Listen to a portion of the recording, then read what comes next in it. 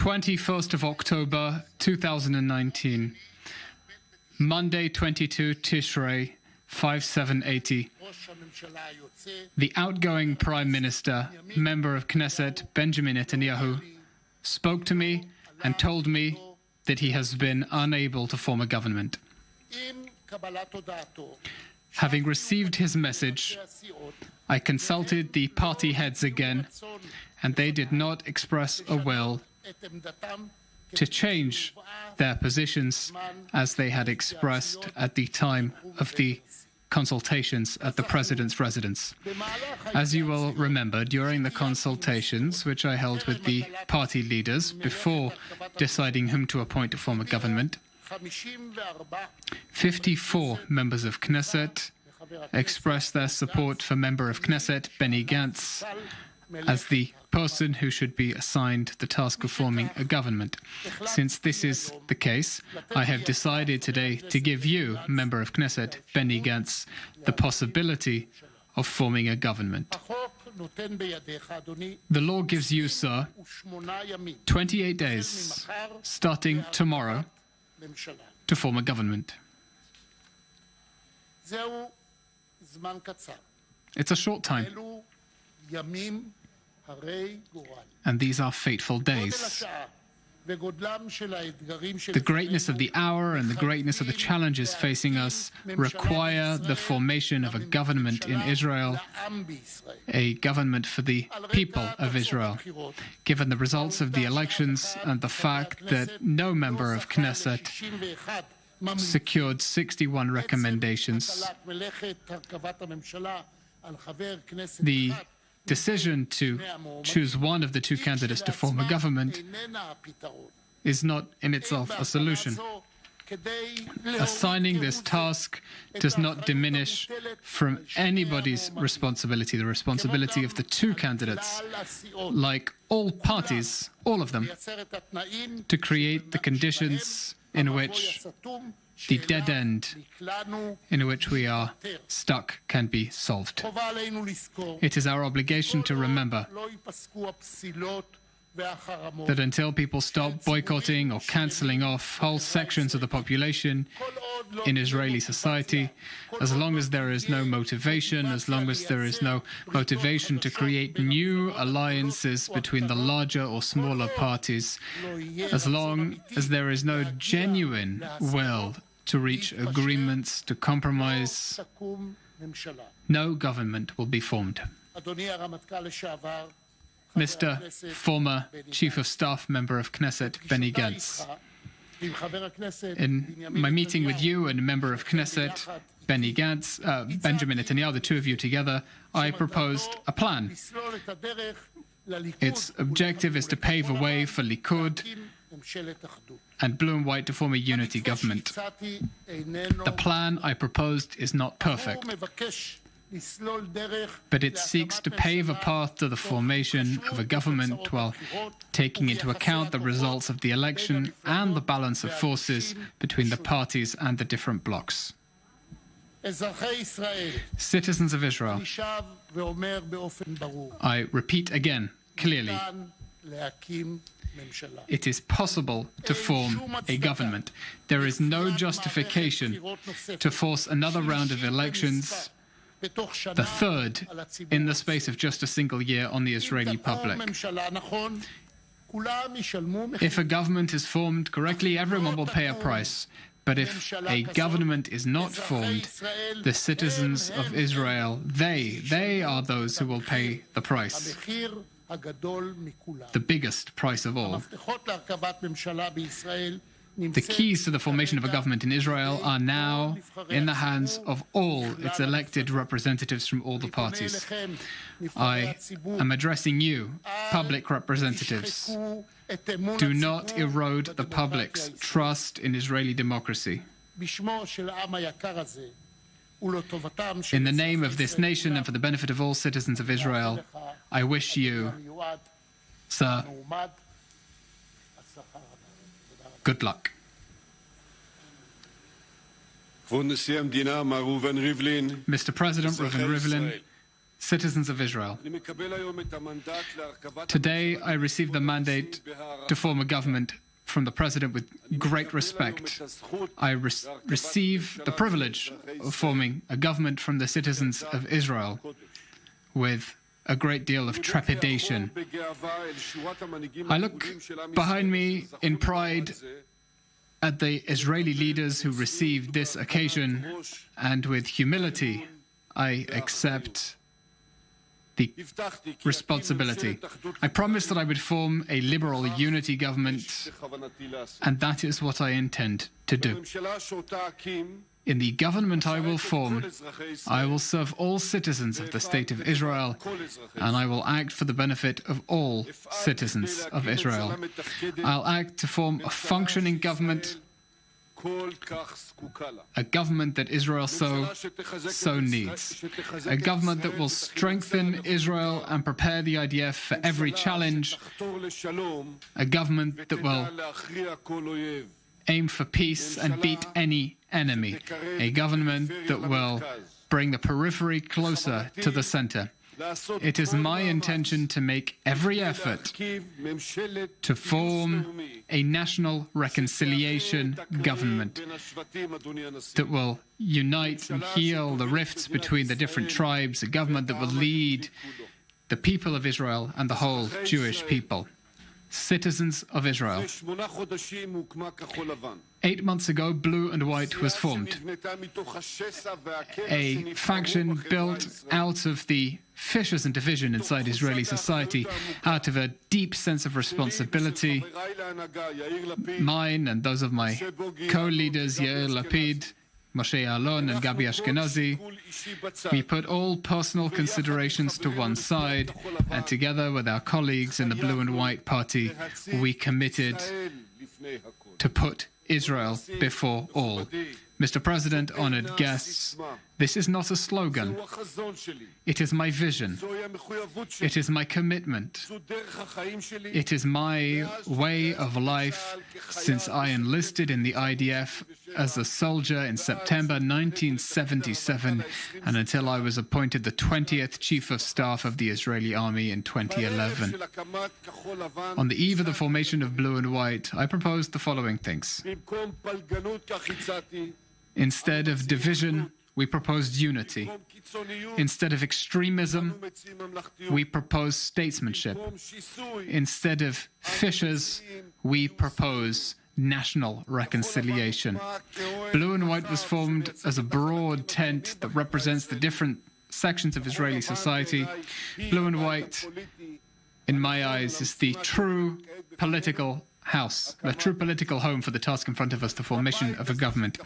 In this home, Blue and White, in this home of Israeli presidents in the State of Israel, there is room for all elements of Israeli society. For ultra-Orthodox who are part of the Israeli fabric, and we have to sit and speak with them as brothers. For young people who've just finished their military service and are meeting for a drink in the local pub at the end of another day of work. My members in the religious Zionist public who are always ready for every national task. For Arab citizens who deserve personal security and a proper education for their children. To our Druze brothers who deserve equality not just in the IDF, for the LGBTQ community who should live here a happy life like everyone else. At this hour that we stand here, the eyes of millions of citizens are watching us with expectation to get Israel out of this serious political crisis, just as you said, Mr. President. This hour that we're here, IDF commanders and soldiers are looking at us at a challenging and sensitive time. They expect leadership focused on looking after Israel's security and taking care of it, not with partisan interests.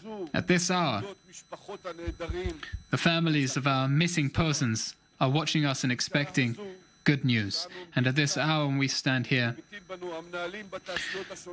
the different industry leaders are watching us and expecting leadership that will get the economy out of the terrible paralysis it's stuck in because of the elections this year. At this hour that we stand here, we're being watched by hospital directors, by teachers, by agriculturalists, by kindergarten teachers. At this hour, the whole people of Israel are expecting us to act with public integrity. Everyone is expecting us to put an end, a complete end, to the political chaos. Everyone demands that we allow the whole state to slowly return to normality, to a functional, calm, secure life. A whole nation is waiting to sigh a breath of relief. Mr. President, we have some difficult days ahead of us. Enemies from without are watching us and waiting for a moment of weakness. The growing deficit compels me to make difficult decisions. I've made difficult decisions in the past. I've made difficult decisions in the last year. And if and when I'm required, I'll make difficult decisions even in the days to come. That's the job of a leader. That's the role of leadership. My colleagues and I are ready. In the last elections, Blue and White, led by me, won the most votes in the country. Our victory in the elections also imposes the great responsibility on me, as I receive now, an attempt to form a strong and stable government. In the liberal unity government that I want to form, there will be room for everyone for whom the national interest is foremost in their minds. Everyone who is an Israeli patriot, everyone for whom the existence of this country is almost foremost on their mind. There will be room for everyone, just not for those who support racism or for whom violence is part of their path.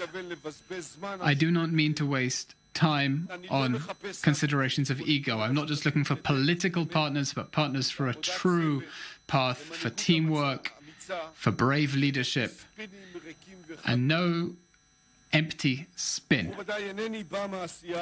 Dear guests, I don't come from politics, I come from defense.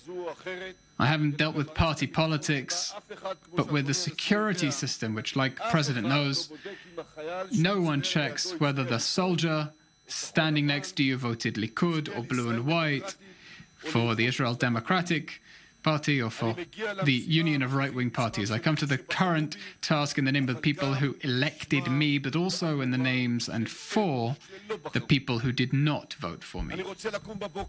I want to get up in the morning, to drink coffee, to get ready quickly, and to get out to work for the citizens of Israel. Mr. President, it's precisely at this important moment that we must warn those who see only their own personal interest.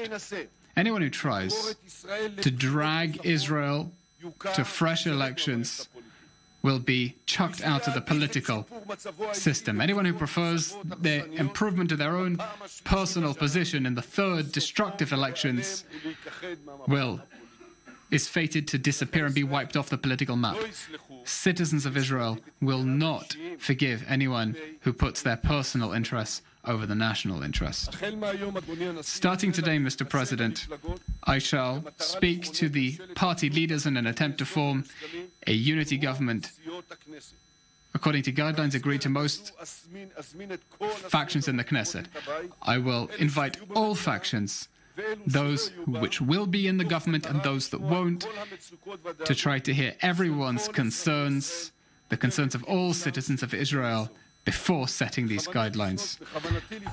I plan to speak first of all to the Likud, the second largest party, and to its chairman, Netanyahu, and to offer him to be part of our government.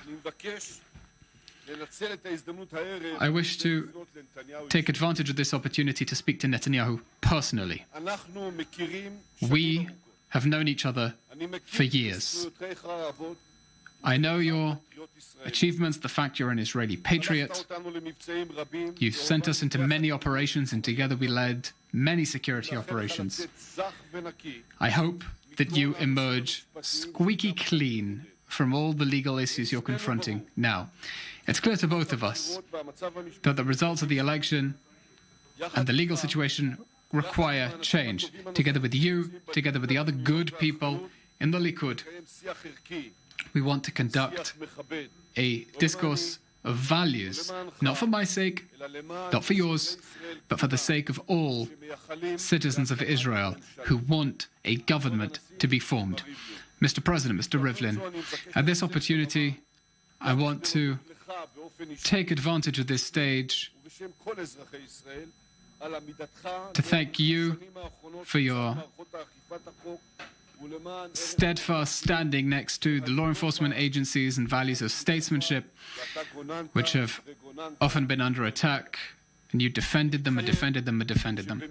I commit that in the context of these mighty efforts that we'll make in the next few weeks, I'll continue to look after a respectful discourse and statesmanship and the values that are so important to you, the values in which I raised generations of fighters, and the values in which I was raised. That's how the government we will form will act. That's how I will act, so that things will be good here for everyone. Citizens of Israel, only 10 months ago, I took my first steps into politics in order to create change, to lead change in the way that we treat each other, to guarantee change in the way the country cares for its citizens. This is our moment to look forward. This is our moment to put every other consideration to one side and to do what is right for the people of Israel. This is the moment to put Israel before all. With God's will, we will do so. We will succeed.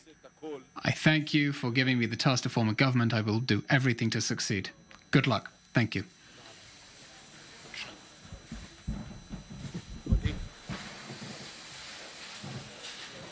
Time is short.